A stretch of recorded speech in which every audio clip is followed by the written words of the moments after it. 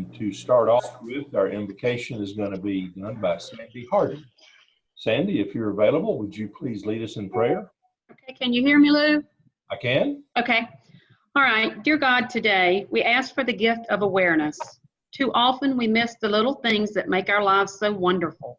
Help us to see your hand in the gentle gifts we give and receive, and enable us to live life every moment we are alive. Amen. Amen. Amen. Thank you, Sandy. And now, can you put the flag up there, David?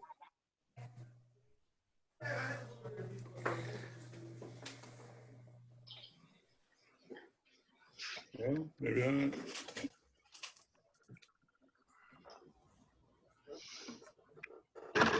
David is up there, but not the flag. David, are you still with us? He's not speaking, he's muted. I'm here. It's just taking a second for the PowerPoint to open up. All right, we'll wait for you. Yeah, we thought you had to hang the flag.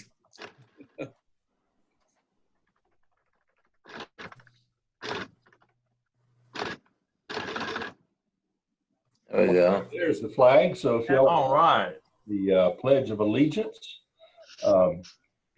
I pledge allegiance to the Flag. United States of America and to the republic for which it stands, under one God, nation, indivisible. with liberty and justice for all. Can't do those two things.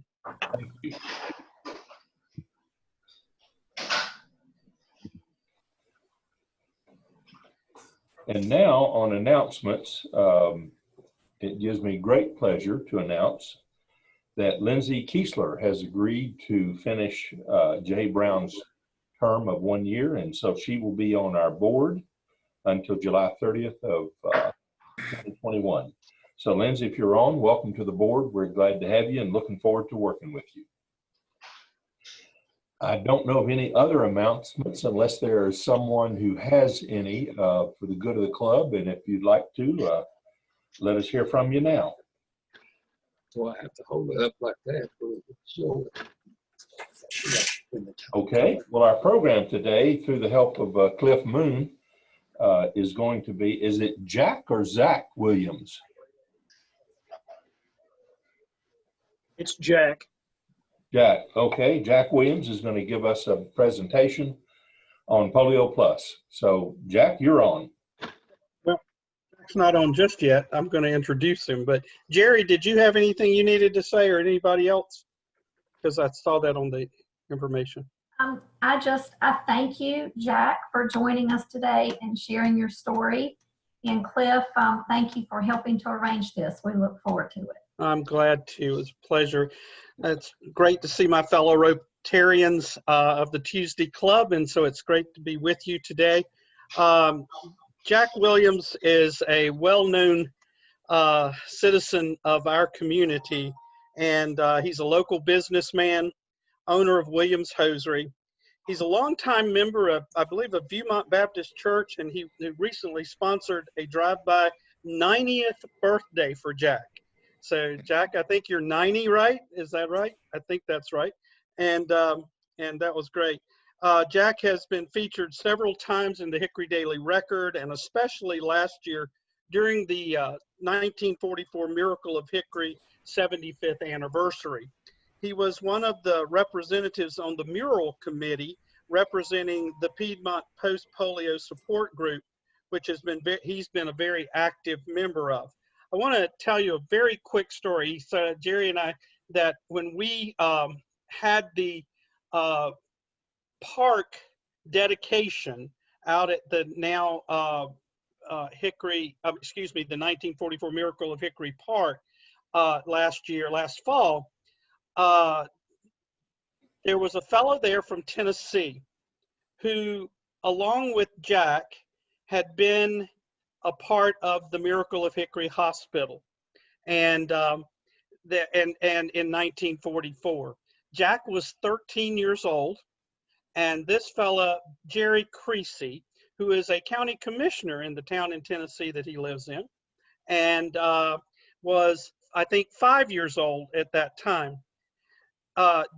Jerry had been looking for the person who he remembered, though he didn't remember his name, didn't remember what he looked like, but he had been looking for years for the person who had been with him at the 1944 Miracle of Hickory Hospital on a day when he woke up and there had been a young boy between them, between Jack and Jerry, who had unfortunately passed away from the polio epidemic. Jerry, being as young as he was, did not know anything about, why that boy had died or where he'd gone. That was very young. And so Jack comforted him and helped him. Now, the real neat thing about the story, though, is, hang on just 1 minute. You need to turn that off.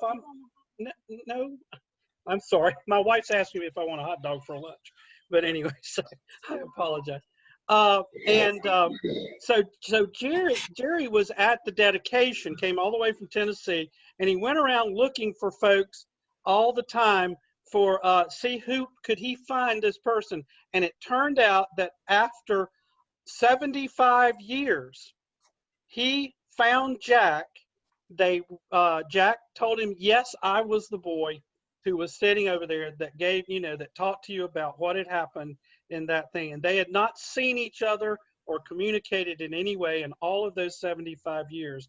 And so they were brought back together after this, this event and the lives of the people of Hickory and Catawba County had happened. So it's my pleasure telling you that story. I thought it was a neat event of the whole thing that happened in the 75th anniversary year last year. But it's my pleasure to introduce to you then Jack Williams, who's going to talk to you about polio today. Thank you.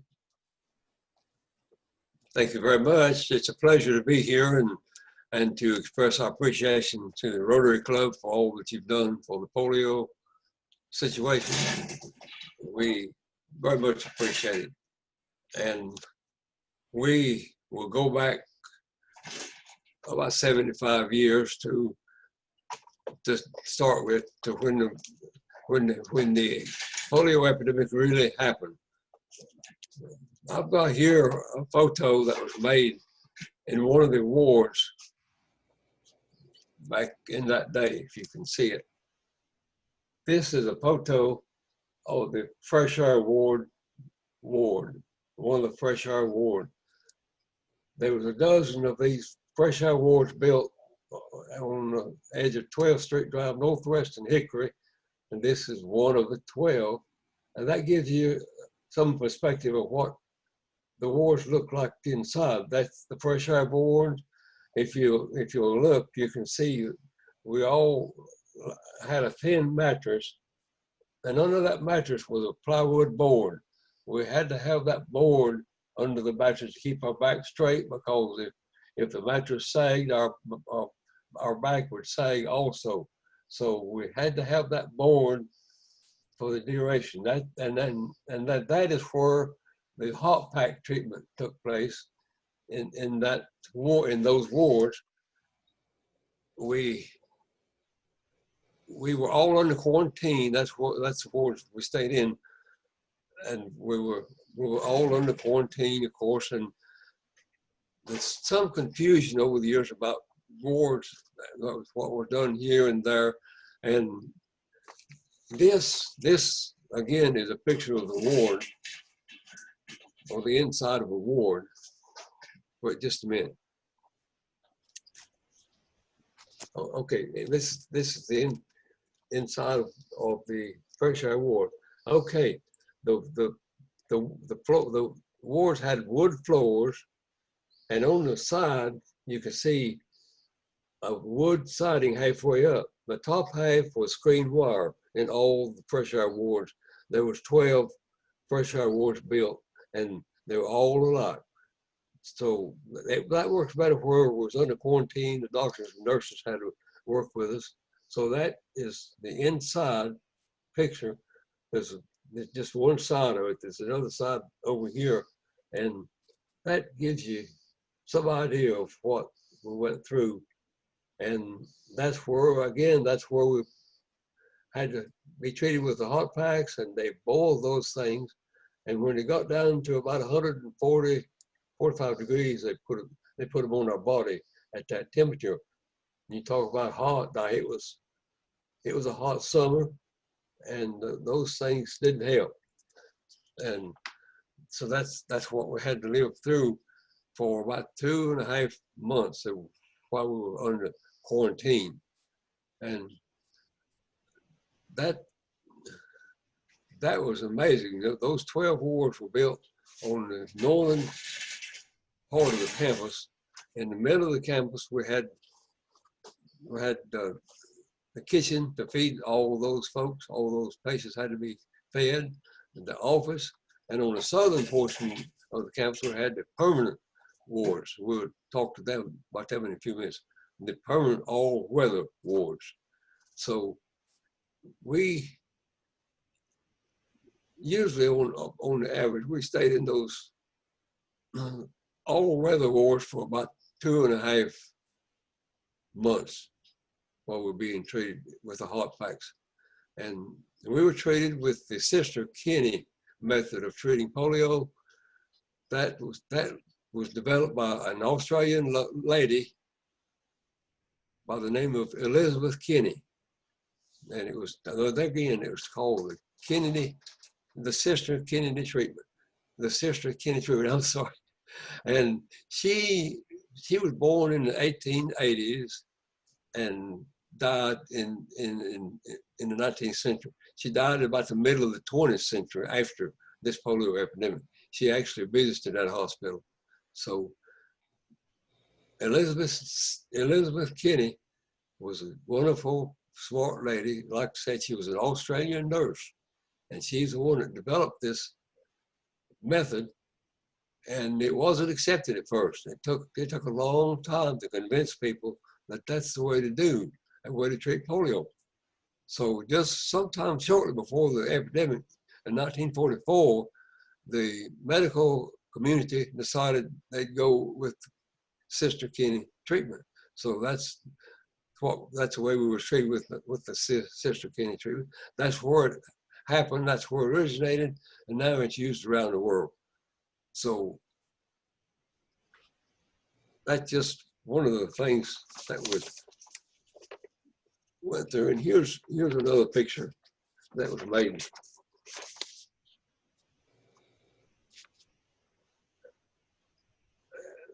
Out near the hospital. This nurse came all the way from California. She's actually a doctor. She came all the way from California to serve at that hospital. And you can see the solemn look on this family when they realized one of the parents was stricken with polio. It was terrifying, for the family in just about every case. Nobody understood it then, nobody understands it now, I don't think. It's just something that we do not understand. Like the first person that came down with polio in this area was a 17-month-old child in Hickory. The second one that came down with it was a 4-year-old child from Hildebrand. And I was number 3. I was 13 years old, living in Granite Falls, or out in the country, out of Granite Falls. And nobody understood how these 3 happened in a 4-day period in 3 different counties. Gasoline was rationed. We didn't go anywhere. We just had to stay at home. That's like it's been recently. So that's part of it. Then about 12 years ago, the college professors began to contact the polio survivors. And they said when they contact, we can learn from this. After all these years, we can learn from the miracle of Hickory. And so they went to work. And the professors started going around to different ones and videotaping. And one of the people that did a lot for that was Richard Eller, our local professor down at CVCC. He's the one that really spearheaded this thing and developed the documentary. If you've seen that, I hope you've seen the documentary on polio and on medical Hickory. So much for that.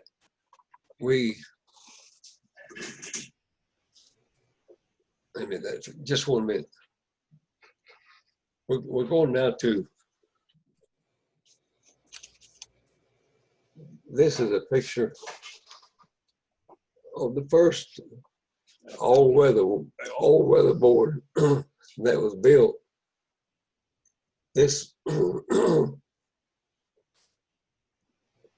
this was a award that was excuse me, that was, like I said, wintertime was just around the corner, and this ward was built knowing it's beginning in August that winter was just around the corner.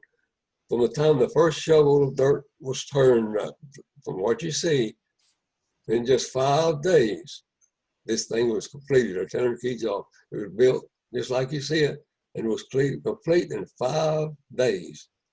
That's another part of the miracle.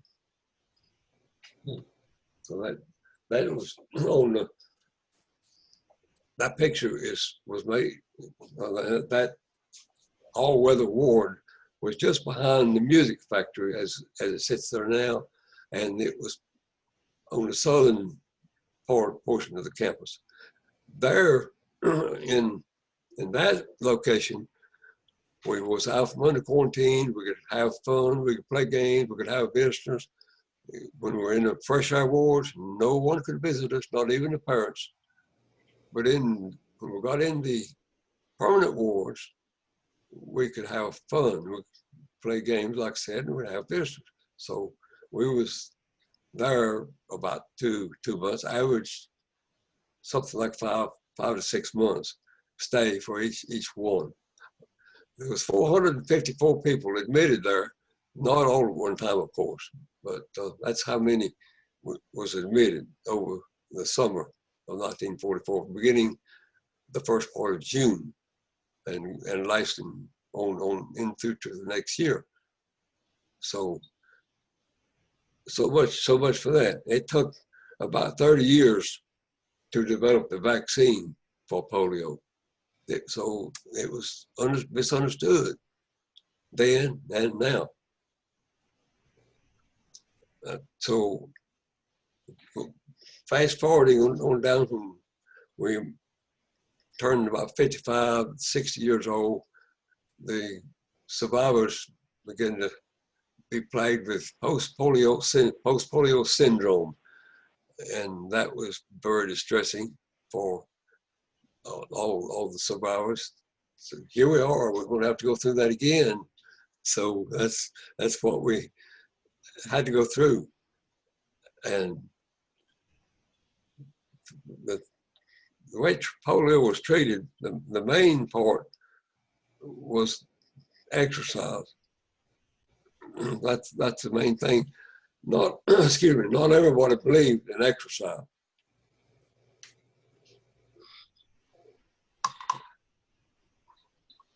Some people, I had heard some people say back in that day that if you had polio, you could not exercise, but that wasn't the case. They were just mistaken. The whole thing was based on exercise for surviving polio. Actually, even when we were in the fresh air wards and it was being treated with hot packs, as soon as the hot packs cool, they take them off, and then you did exercises. In the permanent ward, the ward that I showed you, the permanent wards, there was about 8 or 10 of those built in that same summer. And we had hot tubs in each and every one of them. We had fun lying in those hot tubs. They bring us out and then take us to a set of parallel bars. There we would walk again. Therefore, it was all based on exercise. that it was based on that from the time we got out of the hot packs. After they'd cool, they put the hot packs on us in the morning, and when they cool, they put them on again in the afternoon, and that's the way we were treated. And our leader, we developed a post-polio support group here in this part of the country, in about a 30-mile radius.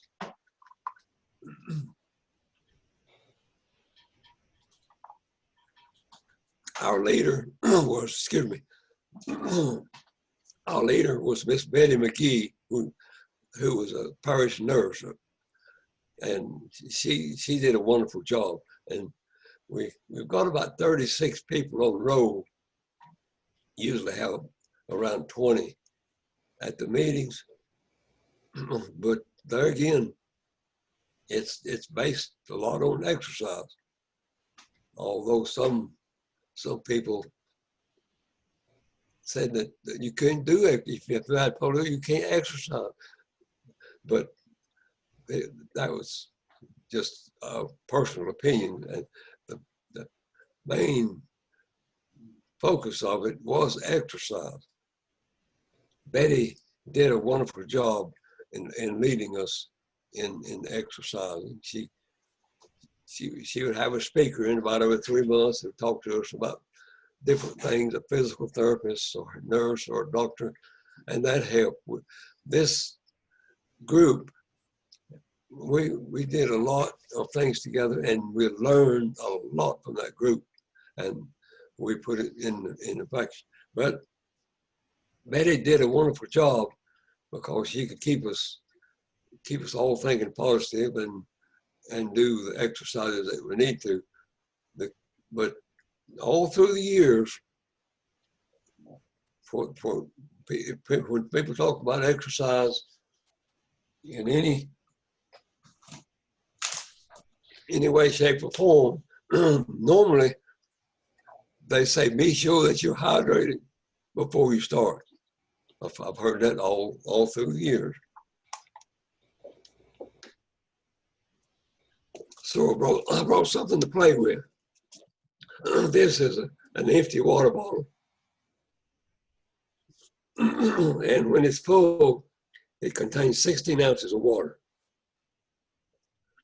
So if you go to the office to do that and 8 hours a day work, you need to drink 2 of these. You need 16, you need these 16 ounces, you need 32 ounces of water for an 8-hour work day. The next 8 hours, you need 32 more. The research when I did the research, I found out the male person needs 96 ounces of water per day. I doubt if we'll get that. 96 ounces. Females or little can get by on less, but if I just got this for an example, 16 ounces. You can measure 16 ounces with one of these. And the important thing is to get hydrated and stay hydrated really as far as that goes. And that's just one way to measure how when you get your water, you can get a judge about how much you're getting, about what's in this one pound, 16 ounces. But in an 8-hour work day, you need to drink 2 of those, or 2 of them every 8 hours. And at the end of the day, you will have 96 ounces of water that you consume, and that'll keep you hydrated. If you drink half that, you won't be hydrated enough to work out as much as you should, and it affects your body otherwise if you're not hydrated. Okay, the water is about the end of the thing, and that has to do with exercise. It's so important to be hydrated. If you're like me, sometimes when you get lightheaded, I'll realize that I'm dehydrated just to some little extent. So I can go drink enough water to get rehydrated again, and I feel better. I feel better all over. So that's just the way it works with all the people that do exercise all through the years. I've heard them say the main two things, water and exercise, water and exercise. That is so important. And of course, diet comes in there, but the first two things that the people talk about is water and exercise. That's the key. And that's the reason for the little bottle, to be sure we get enough water. Okay.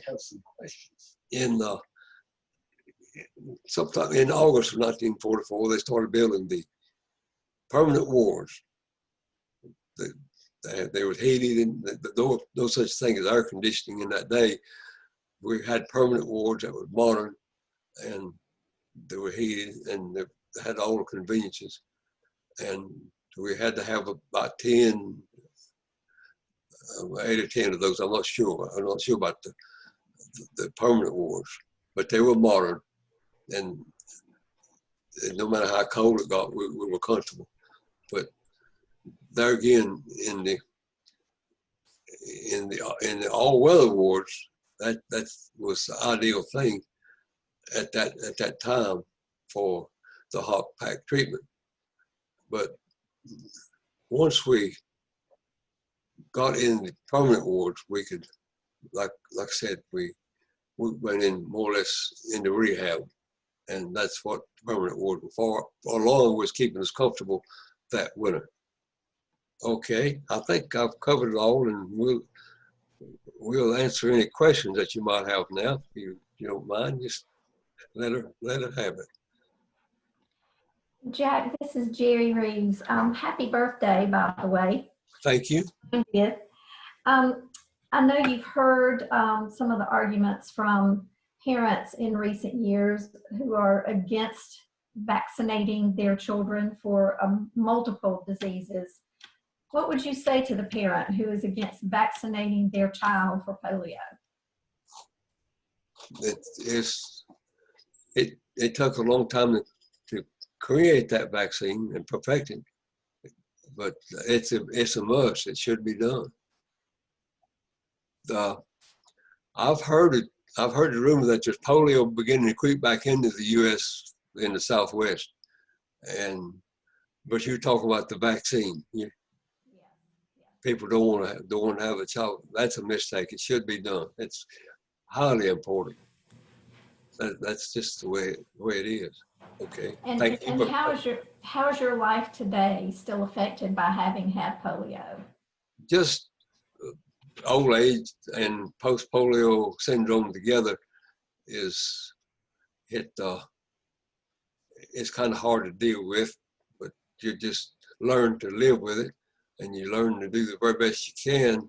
And as I sit here right now, I don't have a pain in my body. I'm happy, and I'm lucky. I'm one of the lucky ones. I was afflicted in my left arm and my right leg. So that's the right leg is weak, and this arm, the muscle that works your arm when you went up, it died in polio. So I want to reach up with this left hand. I do like this. I forgot a way to do it. So I was oddly enough, I was hit my left leg, my left arm, and my right leg. I'm sorry. Okay. Thank you. Okay, sure. Anything else? This is Lou Wetmore. How long were you sick, starting at age 13? I got sick, very, very, very ill the 1st of June, about the 3rd, 4th day of June. And I was very, very ill, and I was critically dehydrated. I would vomit up water, and it's just a serious, very serious illness. I could not walk, so somebody had to carry me everywhere I went, and that went on for a long time. It was many months before I ever walked again. But I was critically ill, and fortunately, the doctors didn't understand polio at that time. They didn't know what he was talking about. There's one doctor in town that did, and that was Dr. Glenn Fry. And I was fortunate enough that they took me to him, and he diagnosed me on the 6th or 7th day of June, after I'd been sick for a week. Then he diagnosed me, and he said, "I've got to get you out of here. Can you keep you in this hospital?" He told my family, said, "Take him home and clean him up. Have him back here in the morning at 7 o'clock. I'll have an ambulance waiting here to take him to Charlotte." So that's what happened. Mm-hmm. Wow. Any other questions from anyone? Okay, well, Mr. Williams. Lou, if I may, Cliffman, I was going to say that Jack has talked about the post-polio group. The post-polio group is not meeting right now because of COVID-19, and obviously more of those members. But if anyone in your club knows, and I'm sure you've been thinking about anyone or runs into anyone in the community, we continually, not constantly, continually run into folks that have a family member who is still living and has had polio back then or afterwards. And we want them to know about this post-polio group and how to reach them. So Great. Thank you. Well, thank you. Thanks, Well, Lou. thank you so much for the program. That was very enlightening. And in lieu of a speaker's gift, we'll be making a contribution to Polio Plus in your name. And Cliff, thank you for helping put this together and for introducing Mr. Williams. And Jerry, thank you for your role in getting this set up. We appreciate it. If there's anything else from anyone, if not, we will close with the four-way test. Lou? Yeah. This is Dick. Wanted to ask Jack, what was the year again that you suffered from the polio? 1944. 44? Uh-huh. And then how long were you sort of out of commission? Or the question before was your healing process. How long before you were sort of back to normal? About a year. Year? I was in I went in the hospital the latter part of June, about the 26th or 7th of June. I got out at Thanksgiving, November, Thanksgiving, and I was in rehab then till about the spring. Then I was able to go back to work. So I missed about a year in school. I missed about a year of everything. But then I was one of the few that didn't have to have braces. I could work the next day, the next month, the next year. I'm happy to sleep. Thank you very much for the question. Anything else? I'll be glad to answer it now. One thing I forgot to show a while ago. This picture. Did I show you this? Could you see it? I tried to show it. Did you see it? Did you see this a while ago? I think I showed you that. Yeah, you showed that one, Jack. And this, I don't remember if I told you, this doctor came from California. Yeah, you told me. Okay, I'm sorry. I didn't remember showing you. I wanted to be sure I didn't miss anything. Well, again, thank you so much for that presentation. That was great. If there's no further questions, we'll close with the four-way test if everyone's ready. Is it the truth? Is it fair to all concerned? Will it build goodwill and better friendships? We Beneficial. all thank all of you for joining us today, and we'll look forward to seeing you next week.